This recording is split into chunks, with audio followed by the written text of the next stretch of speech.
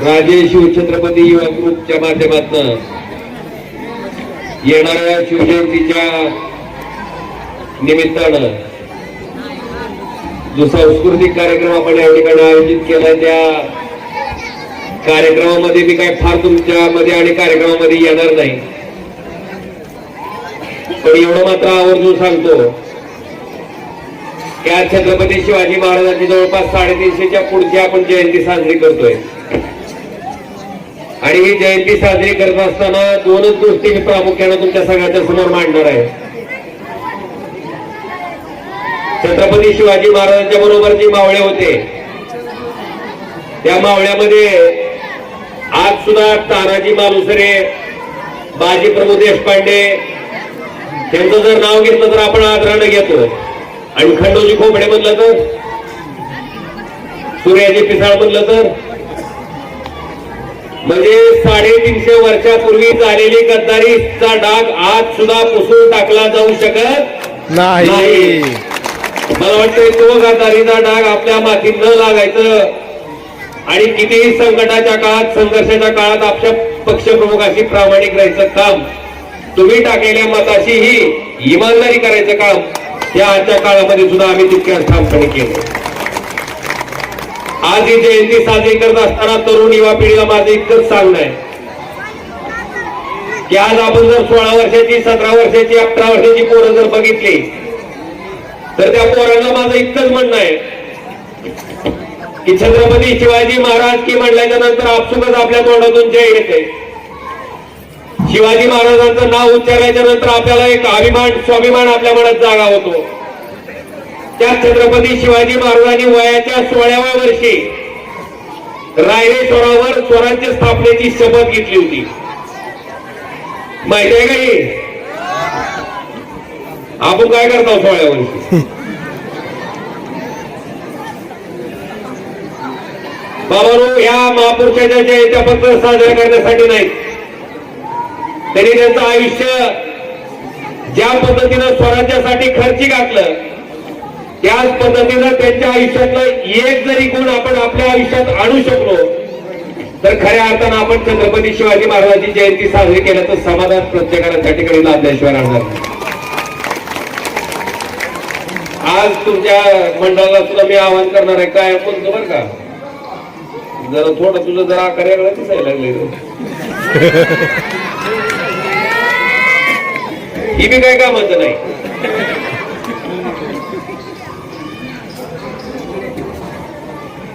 जयंत्या साजऱ्या करायची पद्धत सुद्धा आता आपण थोडी थोडी पुढं वेगळ्या पद्धतीने सुधारणं गरजेचं आहे. निश्चित ही सांस्कृतिक कार्यक्रम घेतलाय, आनंद आहे. तसं आता आमच्या भागात तिकडं धाराशिवकडं मी बघितलंय, छत्रपती संभाजी महाराजांची, शिवाजी महाराजांची जयंती असते, 3.5-4 लाख रुपये सुपारी देऊन काय लावलेलं असते? डीजे. काय लावलेलं असतं? डॉल्बी का डीजे? आणि डॉल्बीवर गाणं कुठलं चालू असते?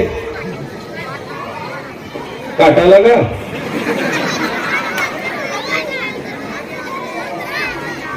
मागं शिवाजी महाराजांची प्रतिमा ठेवली आहे, मनी डॉल्बी आहे आणि पुढं गाणं झगा. काय अपमान आहे का सन्मान आहे महाराजांचा? बरोबर, किमान तुमच्या पिढीला तर सुधारलं पाहिजे. माझं स्पष्ट म्हणणं आहे की 2.5 लाखाची, 3 लाखाची, 4 लाखाची सुपारी देऊन डॉल्बी लावण्यापेक्षा तेवढे 4 लाख रुपये एखादा गरीब विद्यार्थी आहे, आणि आमच्यावर उदाहरण सांगतो मी स्वतःवरून, मी कधी जयंतीच्या वर्गाने पाठवत नाही बरं का, लय नाराज होती ती माझ्यावर, लय आनंद ती मला कुठून बसती ती, मला माहिती आहे डॉल्बी लावून नाचणार आहे ती, पण पुन्हा असं त्याचा आई बाबा आम्हाला काय म्हणतो जोडणं सांगते ती, मी देत नाही. आम्ही काय केलं, मी असं आमदार त्याला पडलं, आम्ही काय केलं, ज्यावेळेस नीटच्या परीक्षेचा निकाल लागला, जवळपास 20 मुलं होती, 20 की त्याच्या आई एका ठिकाणी दुसऱ्याच्या घरी धुणं भांडण करायला जायची. एका पोराचा वडील भेळचा गाडा चालवायचा, बाबांनो अशी 20 लेकरं काढली ज्याच्याकडे 1 लाख रुपयाची परीक्षेची फीस असती ऍडमिशन घेण्यासाठी MBBS ला, ती सुद्धा द्यायची ऐपत नव्हती. अशी 20 लेकरं काढली आणि अशा 20 लाख लेकराची 20 लाख रुपये फीस आम्ही त्या ठिकाणी भरली या जयंतीला वर्ग देण्यापेक्षा. परिणाम काय झाला? आज 20 लेकरं डॉक्टर झाली. त्याला सामाजिक बांधिलकी राहील का नाही? आणि मला वाटतं खऱ्या अर्थानं छत्रपती शिवाजी महाराजांची जयंती साजरी करायचं काम आणि त्याचं मिळणारं समाधान, मला वाटतं की 20 लेकरं ज्या दिवशी डॉक्टरहून बाहेर पडते त्यावेळेस ह्या गरीबाच्या लेकरांना डॉक्टरकी करण्यासाठी जी मदत आपल्या माध्यमातून झाली, मला वाटतं त्याच्यातून मिळणारं समाधान डीजेच्या डॉल्बी पुढे असणाऱ्या समाधानापेक्षा कितीतरी अधिक पोराली पडत नाही. खालची पण जास्ती दिवस तर भावानो ही पटावं लागणार आहे. माणसानं राजकीय नेतृत्वानं, आता राजकीय माणसावर तर बोलायचं लय अवघड झालंय. पक्षात सुद्धा सोयाबीनच्या व्हरायट्यासारख्या व्हरायटी आहेत. GS 335, 771, आता नुसतं शिवसेना म्हणून भागत नाही, लगेच सांगावं लागतंय कोणता गट. घड्याळवाल्याची बी तीच परिस्थिती, त्याचं घड्याळ बी नव्हतं परिस्थिती त्याला तिकडे, आमचं बातमी नेऊन गेली घेऊन तिकडे. काँग्रेस बदललं फक्त आता. बाबांनो, त्या संकटाच्या संघर्षाच्या काळात सुद्धा इथे येऊन ठामपणे बोलू शकतो का? तर आम्ही कुठल्याही आमिषाला, कुठल्याही पदाच्या लालसेला बळी न पडता ठामपणे त्या ठिकाणी उद्धवजी ठाकरे साहेबांच्या पाठीमागे उभा राहिलो याचं आम्हाला समाधान. आज त्या शिवजयंतीच्या निमित्तानं आपल्या सगळ्यांबरोबर संवाद साधता आला.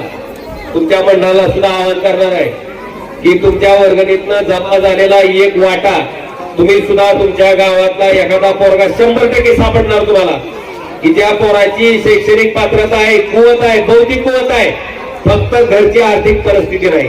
त्या लेकराला तुम्ही डॉक्टर करायला, त्या लेकराला इंजिनिअरिंग करायला, त्या लेकराचं शिक्षण करायला वापरा. ते पोरग जेव्हा शिकून मोठं होईल तेव्हा तुम्हाला खऱ्या अर्थानं शिवजयंती केल्याचं समाधान फार मोठं आणि कितीतरी आधीच त्या ठिकाणी लागलं. आणि हे आता समाजानं स्वीकारणं गरजेचं आहे.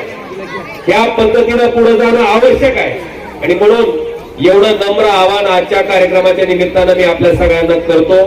आणि जाता जाता एवढं सांगतो की मागची 5 वर्ष तुमचा खासदार म्हणून जी काम करायची संधी तुमच्या सगळ्यांच्या आशीर्वादानं मला मिळाली, त्या संधीमध्ये तुमच्यासाठी जिथं जिथं म्हणून गरज असेल संसदेत तिथं तिथं तुमचा आवाज उठवायचं काम, तुमचा आवाज सरकारपर्यंत पोहोचवायचं काम मी प्रामाणिकपणे इमानदारीने केलंय. आज इथं बसलेल्या एवढ्या जाहीर सभेत सुद्धा मी सांगू शकतो की आपल्याला आलेला एक सुद्धा फोन शिल्लक राहत नाही. कोणी एखादा उठून म्हणलं तर आपण सांगू शकतो लगेच लाख रुपये बक्षीस आहे इथले इथं.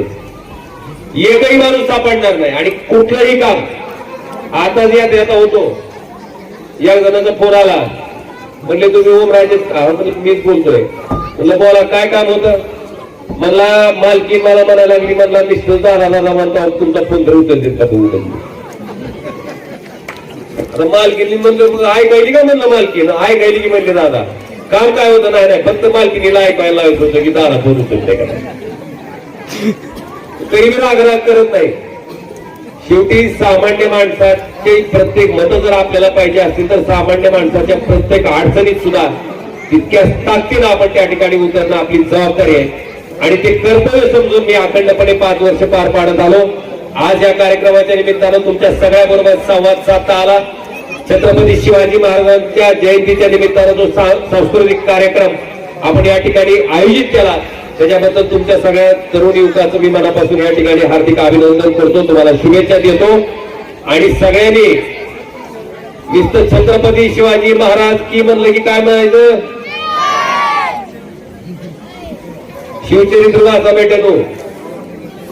शिवचरित्र वाचा आणि शिवचरित्रातला एक तरी गुण आपल्या आयुष्यात अंमलात आणून त्या ठिकाणी 100% सांगतो की आपलं आयुष्य सफल झाल्याशिवाय राहणार नाही. एवढं विनंती करतो. तुम्हाला शुभेच्छा देतो आणि थांबतो. धन्यवाद. धन्यवाद दादा. आपल्या मुलाचं भाषण या ठिकाणी आपण